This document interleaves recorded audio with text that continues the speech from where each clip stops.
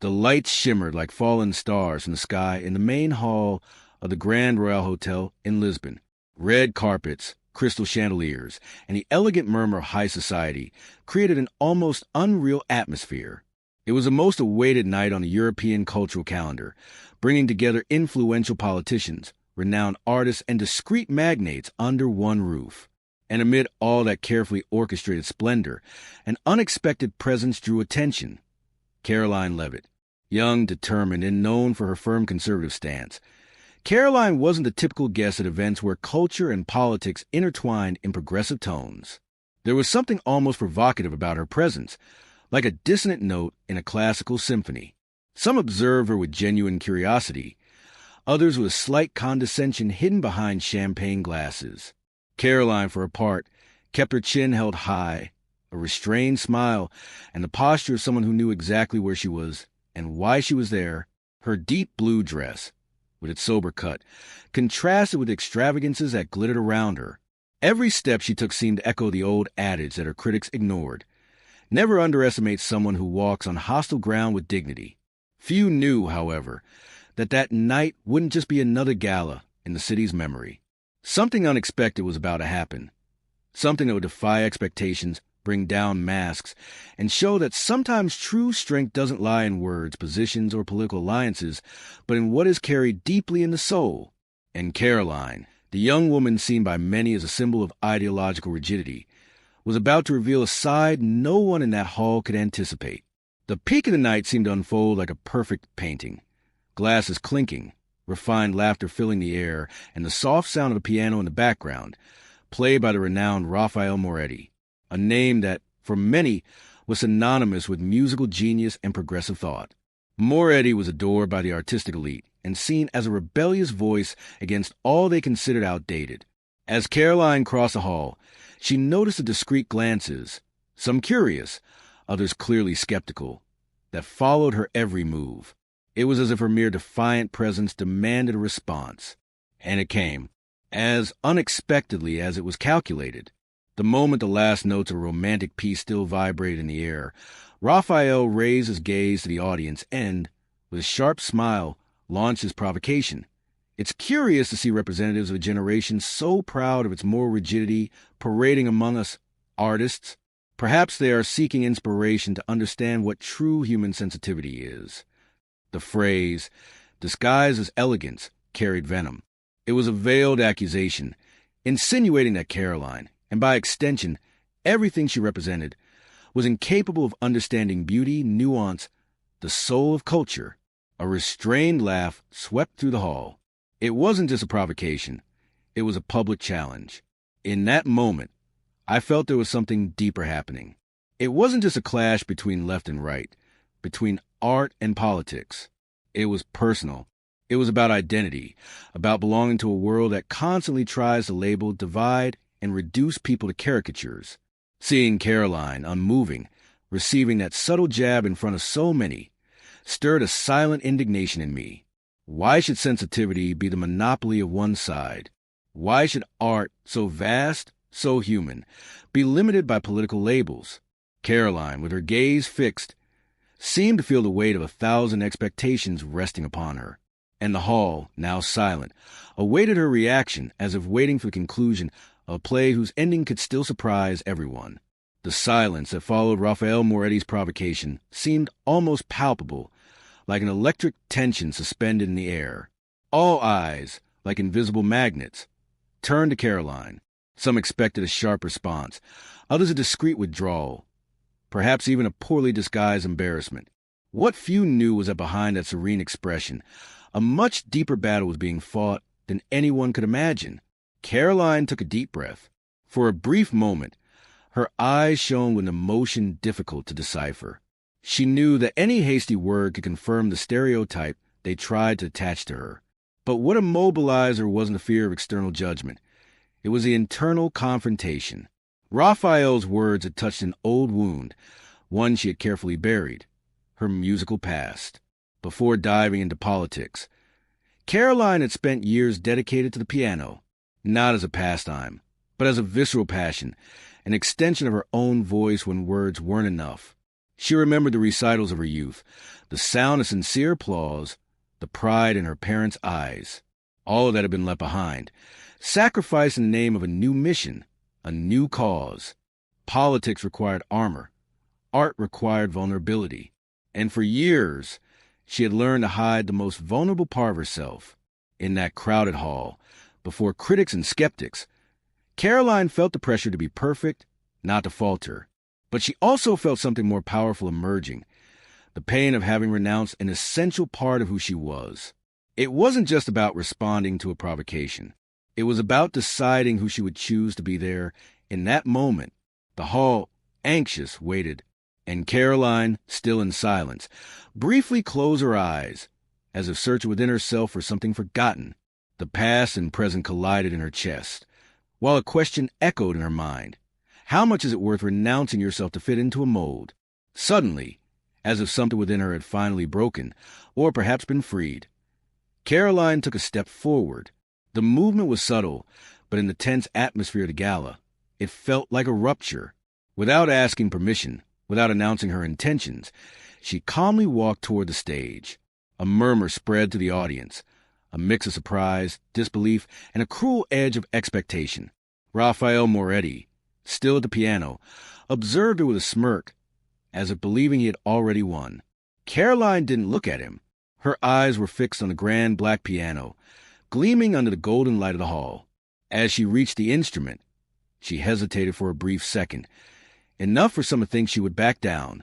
But then, in a serene and confident gesture, she pulled out the chair, sat down, and rested her hands on the keys, as if reuniting with an old friend after years of separation.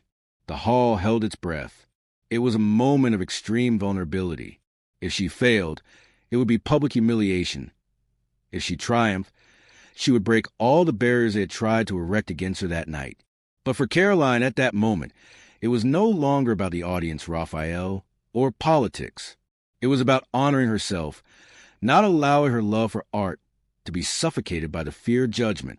She closed her eyes and began to play. The first chord sounded hesitant, like timid steps on a forgotten road. But soon, as muscle memory and feeling emerged, her fingers gained firmness and fluidity. She chose a classical piece of deep emotional complexity, something that few would expect from someone so young and labeled as cold and calculating. Each note seemed to carry a confession, a story, a raw and sincere emotion. It was impossible not to be moved. Raphael, still standing beside the piano, found himself forced to lower his gaze, bewildered. The audience, which had started merely curious, was now captivated by something much bigger than any ideological dispute. Caroline was not just playing music. She was rediscovering herself in front of everyone, and it was impossible to remain indifferent to that. As Caroline progressed through the piece, the entire hall seemed to breathe with her. Those notes, soaked in raw emotion, told a story that words could never capture. Her fingers glided over the keys with a mastery that was not just technical, it was visceral. Every chord was like a silent confession. Each tone variation revealed layers of a soul that few there even imagined existed. The impact was immediate and overwhelming. The murmurs of before disappeared, replaced by an almost reverent quiet. Political figures, renowned artists, arrogant businessmen, all were, for the first time that night, united by something that transcended their differences. Pure art, stripped of any discourse or flag. It was impossible to hear Caroline play and still believe she was just a cold, inflexible caricature of conservatism. And Raphael Moretti, the provocateur of the night, realized this with painful clarity. He, who prided himself on his artistic sensitivity, had never imagined that his own arrogance would be disarmed not by an argument, but by the undeniable beauty of an authentic performance.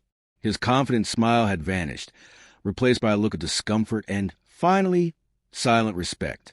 The most impressive part was how Caroline, even immersed in the music, maintained complete control of her emotions. She wasn't seeking self-pity or revenge. Her performance wasn't a direct response to Raphael. It was something bigger, an affirmation of who she was, everything she had left behind, and that which still burned within her with undeniable strength. As she concluded the piece, Caroline let the last note linger in the air for an eternal moment. Then, slowly, she removed her hands from the keyboard and remained in silence, eyes closed, breathing deeply as if she knew something inside her had changed forever. When she finally stood up, the room erupted in applause. Not protocol-driven claps, but genuine ovation, full of admiration and emotion. What Caroline had achieved there could not be undone. She had transcended labels, broken expectations, and reminded everyone, including herself, that true greatness arises when we have the courage to embrace who we really are. The sound of the applause seemed endless. It started softly, like a wave slowly building, and soon the entire hall was filled with a roar of recognition. Some people stood up from their seats without even realizing, moved by something beyond social etiquette. It was genuine respect, true emotion. Many tried in vain to hide the tears in their eyes. Others smiled with that rare expression that only comes when we're touched in places we thought we had forgotten. Raphael Moretti, until then the symbol of the comfortable arrogance of the artistic elite, took a few steps toward Caroline.